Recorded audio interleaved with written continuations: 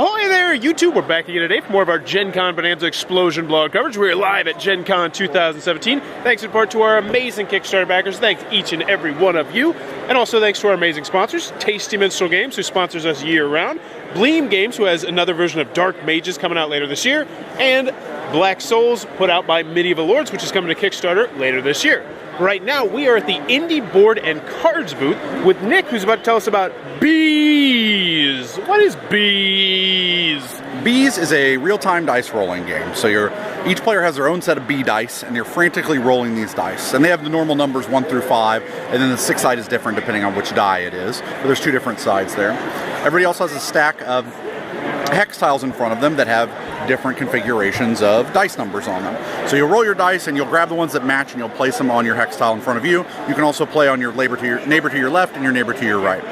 As soon as the 3 numbers are covered on the tile, it's completed. Whoever has the most amount of bees there claims the tile. They flip it over and they add it to their hive. Now this is where the interesting part of the game came to us, because there's a lot of real-time dice rolling games where you're matching numbers. What we thought was so cool about the game is the scoring. So you're building your hive as you go, lining up all these hex tiles together. The way that you score points is each time you have 2 tiles of the same color that line up, they're connected to each other, that's where you'll score points.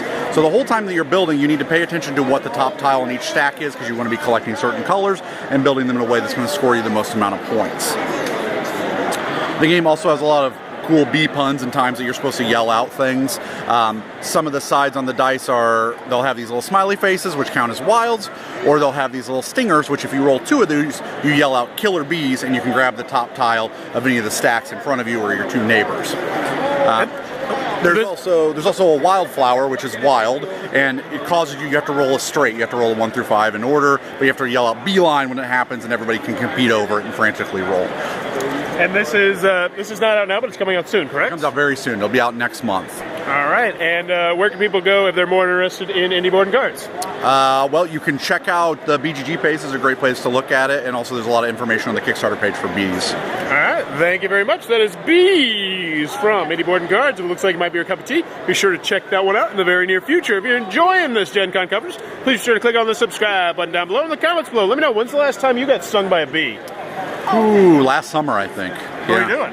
I was just in my backyard. There were like hornets and bees up in the thing, and I annoyed them, and they came after me. Yeah. Mine was when I was 12. I took off my shoes in the middle of the field, was running around, got back, put on my shoes, stung in the foot. Terrible.